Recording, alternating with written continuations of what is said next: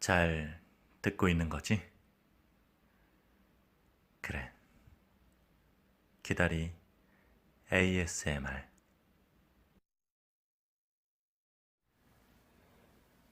오늘도 당신을 재워드릴게요. 베스트셀러 1위. 당신은 뇌를 고칠 수 있다. 정말 고칠 수 있을까요? 매주 1시간 투자해서 최고의 기억력과 생산성, 수면을 얻는 법이라고 나와 있는데요. 정말 이 책 읽고 그렇게 될 수 있으면 노벨상 타야죠. 항상 이런 책들은 읽고 잊혀지는 경우가 많아요. 그래도 베스트셀러 1위니까 좋은 책이겠죠. 두 번째는 90년생이 온다. 청와대 전 직원에게 대통령이 선물한 책이라고 하는데,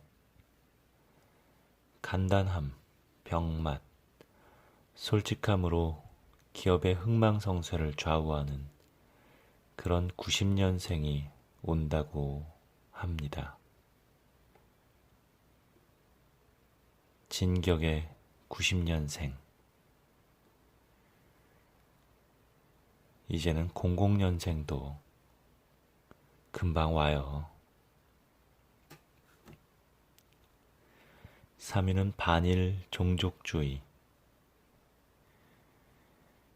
요즘 반일 감정이 극대화되고 있죠. 독립운동은 못했어도 불매운동은 한다는 그런 사람들 많습니다. 4위는 김영하 작가의 여행의 이유. TV 나오고 많이 떴죠. 그리고 여름 휴가 시즌 맞이해서 책이 무지하게 잘 팔립니다.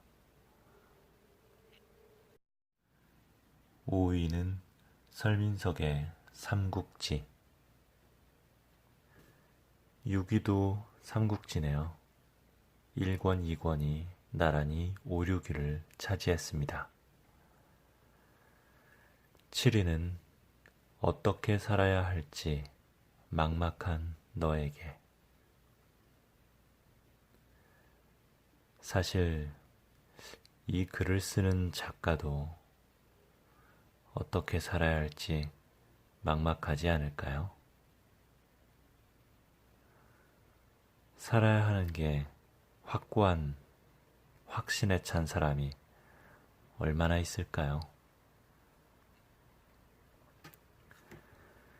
8위는 빨간머리 N. 감성 클래식. 진짜 우리가 아는 빨간머리 N 소설인가 보네요. 9위는 유시민 작가의 유럽 도시 기행. 알쓸신잡 하면서 여기에 출연한 사람들의 책들이 정말 많이 팔리고 있습니다. 유시민 작가는 정치적으로도 방송인으로서도 작가로서도 인기가 많네요. 10위는 김진명 작가의 직지. 김진명 작가의 또 하나의 장편 소설인가 봅니다. 11위는 인간 본성의 법칙. 로버트 그린이라는 사람이 썼는데요. 어떤 내용인지 아직은 감이 안 오네요. 12위는 튜브, 힘낼지 말지는 내가 결정해.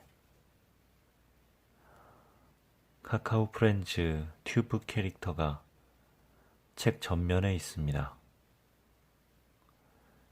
야, 이런 것도 베스트셀러가 되나 생각이 드네요. 예전 같았으면 상상도 못할 그런 일인데. 13위는 추리천재 엉덩이 탐정. 8번째 이야기, 궤도와 납치된 신부 사건. 책 표지에 엉덩이 모양의 얼굴이 있는 게 참 눈에 띕니다. 14위는 조정래 장편 소설 천년의 질문. 정말 끊임없이 작품을 출간하고 있네요. 15위는 흔한 남배. 만화스러운 책 표지인데 솔직히 잘 모르겠습니다. 16위는 역사의 쓸모.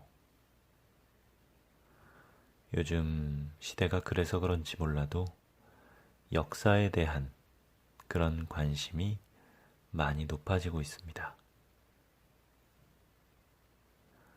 17위는 직지 2번째 편. 18위는 원피스.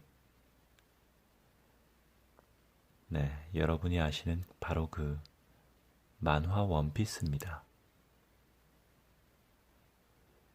19위는 공부머리 독서법.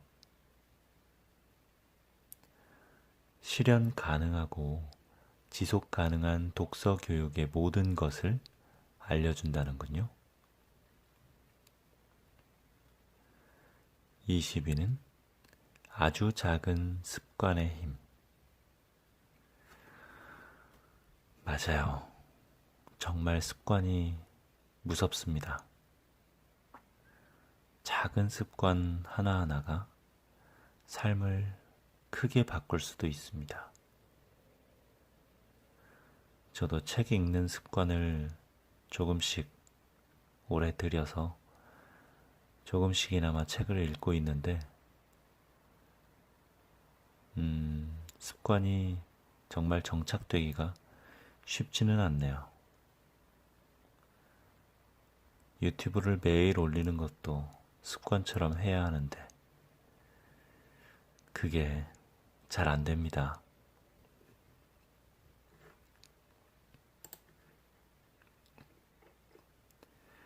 21위 5년 후 나에게 Q&A a day. 외국 사람이 쓴 책인데요. 무슨 내용인지는 전혀 모르겠습니다. 책 표지에 Q&A만 써 있어요. 22위는 네이비실 승리의 기술. 100만 독자의 삶을 바꾼 세계 최강의 멘탈 트레이닝이라고 써 있는데요. 미국 직장인들이 이 책을 최고의 교재로 꼽았다고 합니다. 네이비실이니까 약간 군인 정신 이런 내용인가 싶네요. 군인 정신은 한국 남자라면 다 가지고 있죠.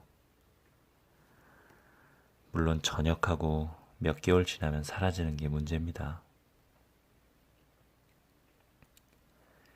23위는 참 소중한 너라서. 김지훈님의 에세이인데요.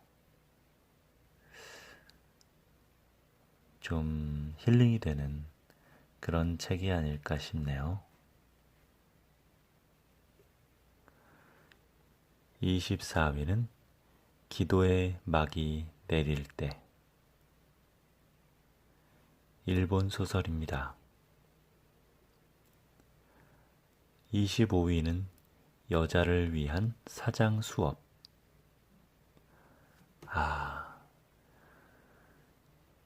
요즘도 직장에는 유리천장이 존재하죠. 여자가 사장이 되는 그런 경우가 굉장히 드뭅니다. 그래서 여기 쓰여 있네요. 교과서도 정답도 없는 사장의 길을 가는 당신에게 19년간 여성 CEO로 살아온 경영 베테랑의 가장 현실적인 조언입니다. 26위는 설민석의 한국사 대모험 11번째 권. 27위는 하고 싶은 대로 살아도 괜찮아.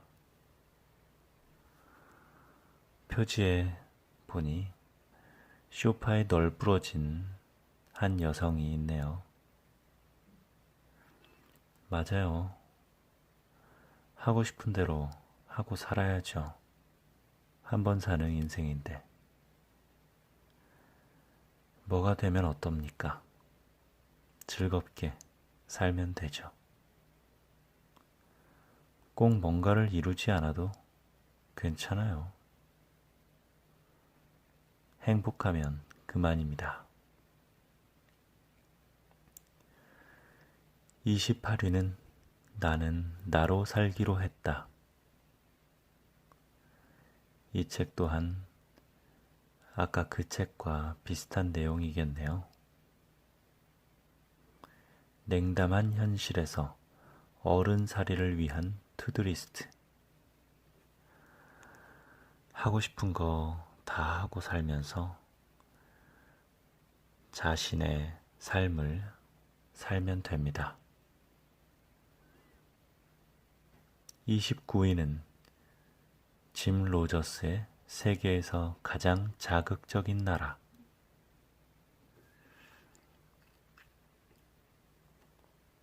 짐 로저스 세계적인 투자자죠. 워렌 버핏과도 비견되는 세계 3대 투자가 짐 로저스. 북한에 관심이 굉장히 많다고 하죠. 통일 한국에 대한 책을 쓴 게 아닌가 싶네요. 30위는 흔한 남매. 31위는 100살까지 유쾌하게 나이 드는 법.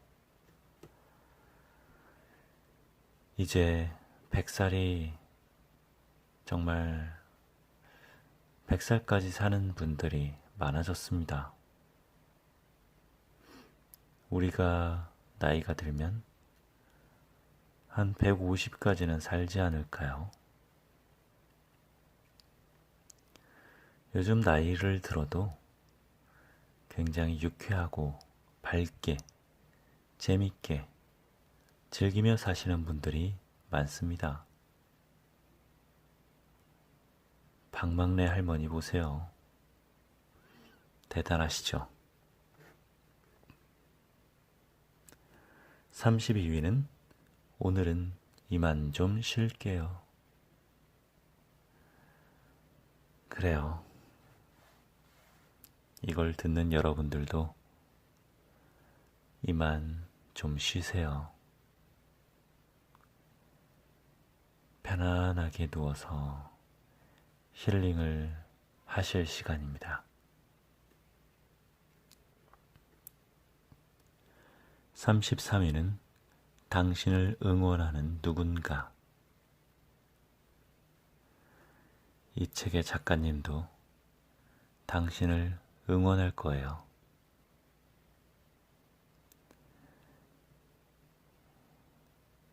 34위는 베르나르 베르베르의 죽음. 이분은 개미를 쓴 이후에 자꾸 죽음에 대한 그런 소설을 연재하고 있죠.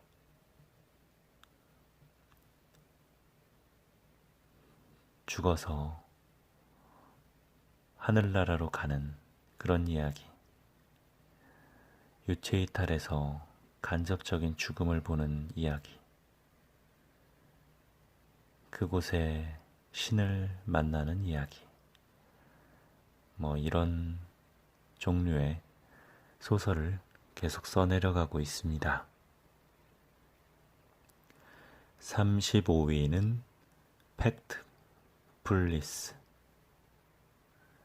세상을 오해하는 10가지 이유와 세상이 생각보다 괜찮은 이유.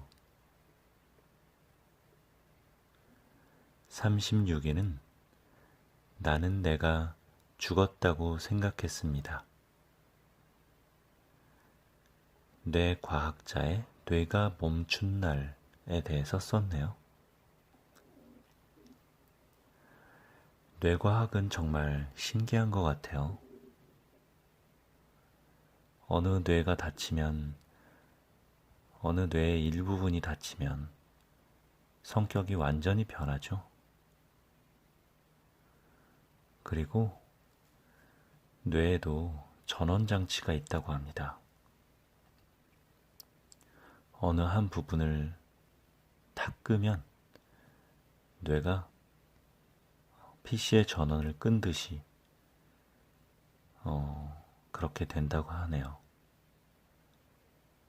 그리고 다시 그 부분을 살리면 PC가 켜지듯이 다시 사람이 생각을 하게 되고 하는데, 그 껐던 그 시간만큼은 기억을 전혀 못한다고 합니다.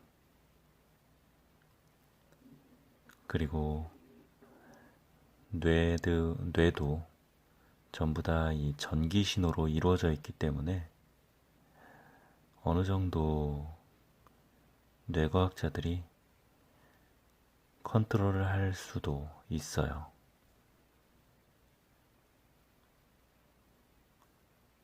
무서운 현실입니다.